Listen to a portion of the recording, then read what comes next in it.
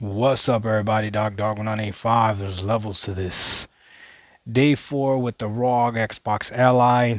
Still the same as the first 3 days. I'm loving this thing. Now, today I haven't had a chance to actually play on it. Got up this morning, hit the gym, went to work. During lunch, I had an appointment, that's usually on the time where during my lunch break I usually play with the ROG Ally.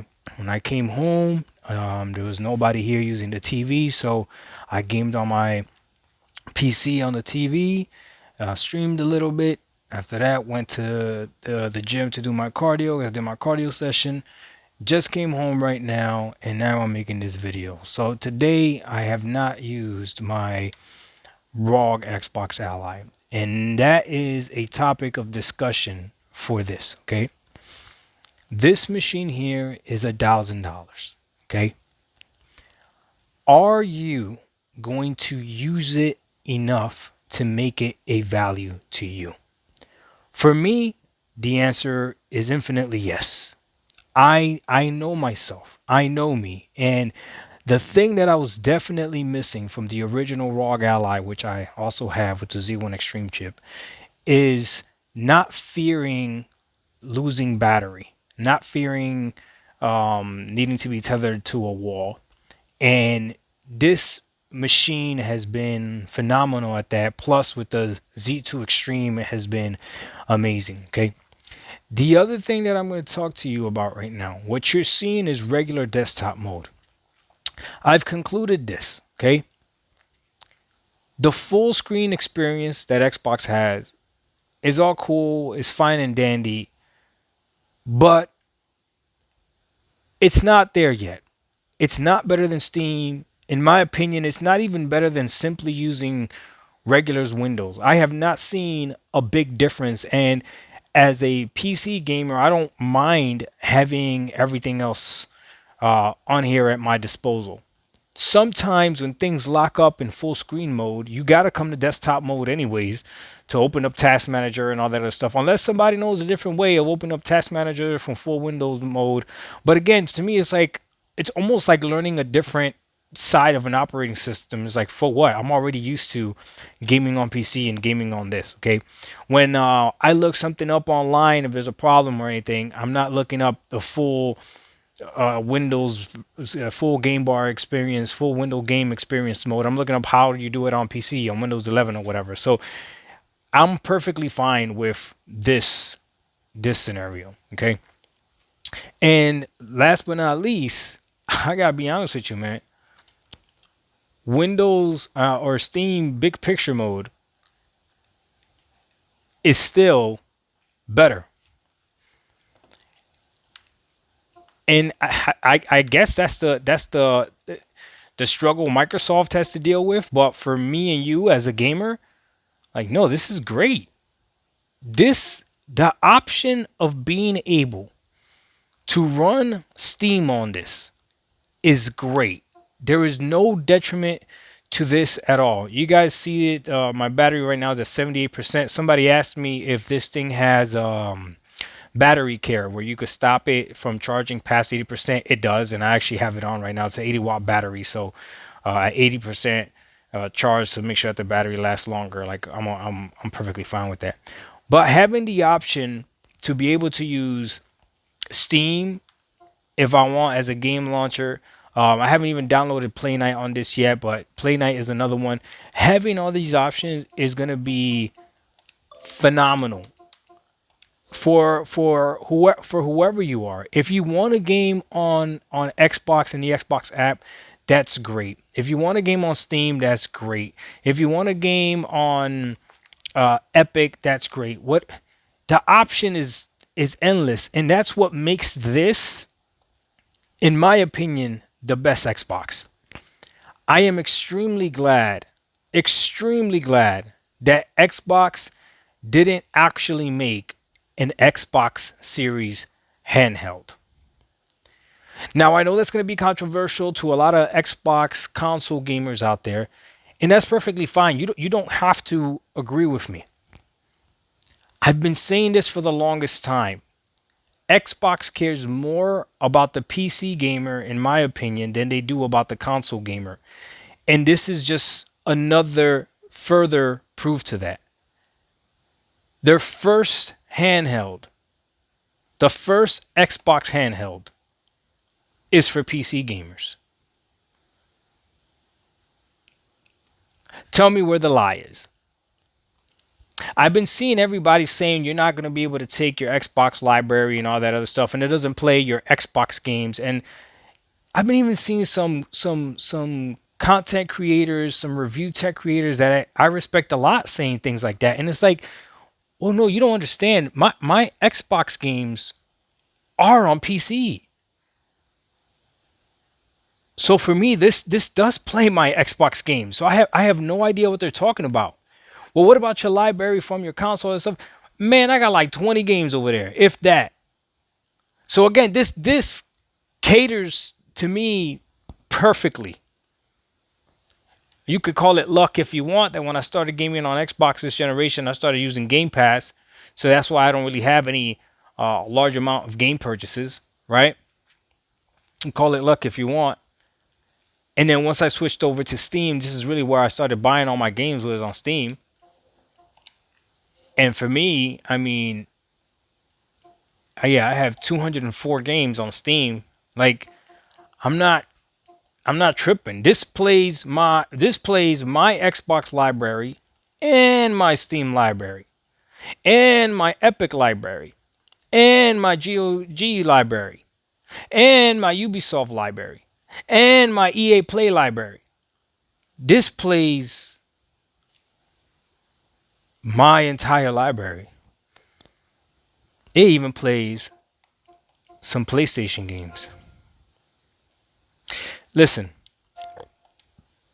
this device, day four, I'm already in love with it. The hardware is solid. How comfortable it is solid. The weight distribution, solid. The way everything feels, solid, solid, solid. If there's one thing I would complain about, is maybe the redundancy of these two buttons here. Because if I hit this button, it pops Armory Crate up, right? And with the game bar. But then if I hit the Xbox button, it pops Armory Crate and the game bar. It's just one tab over, right? So that to me seems very, very, very redundant. That would be maybe my only complaint if I actually had one. But as far as the device itself, this is this phenomenal piece of technology, and I could easily recommend this one. Now, again, for $1,000, anything that you pay money for, whether it's $5 or $1,000, depends on how much you use it. If you got a chance to buy, let's say, I don't know, a game like, I know a lot of you are gonna be able to relate to me. A game like a Plex Tale, Innocence, right, for $5, and you're like, oh, that's a great deal, but you never get to play it, then you just wasted those $5. That wasn't of value to you if you've never got to play it. And if you never see yourself ever playing it, that's not of value to you, right?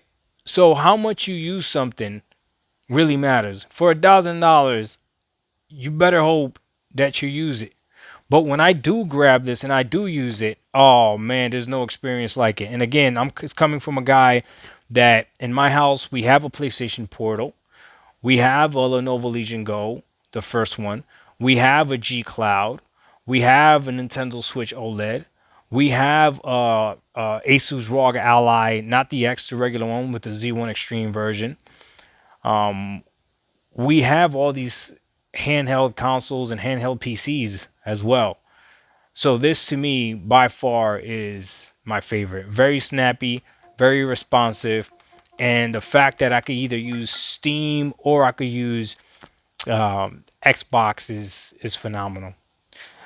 The only thing I need to do, I really do need to buy a Steam Deck OLED and really see if the power really makes a difference. But I already know on the Steam Deck OLED, I won't be able to play Forza Motorsport. I already know this. I won't be able to play Call of Duty. I don't even know if Steam Deck will even run Starfield. Somebody let me know. Right? So already I would be losing out. and I could essentially get the same experience on this. So I hope, again, I'm gonna keep making these videos.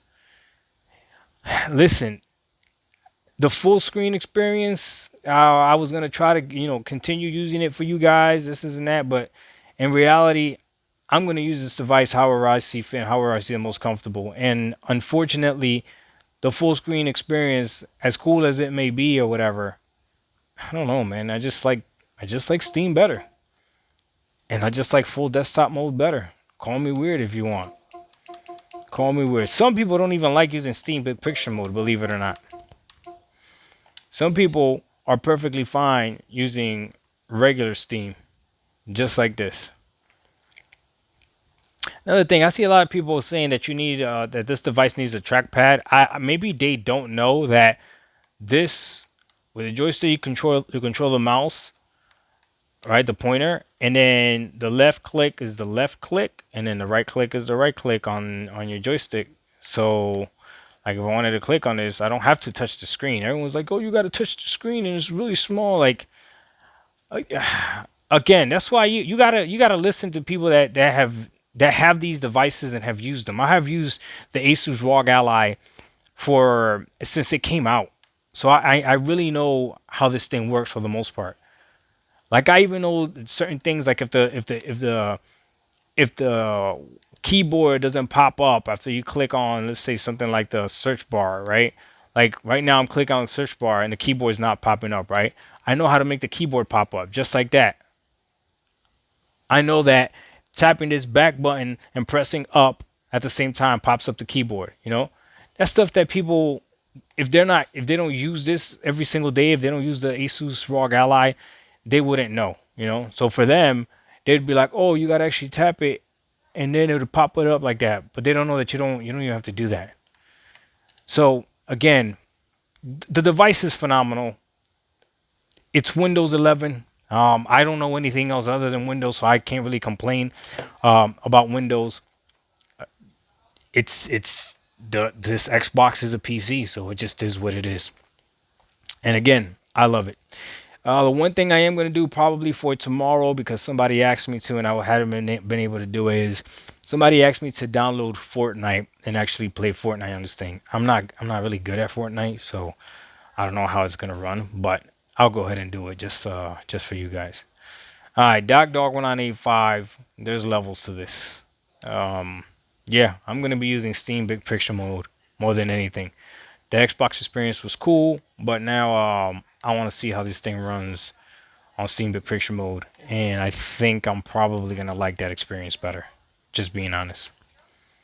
I like that background. That background is not what's it called? It's not offensive to a certain fan type. It's an AMD handheld device.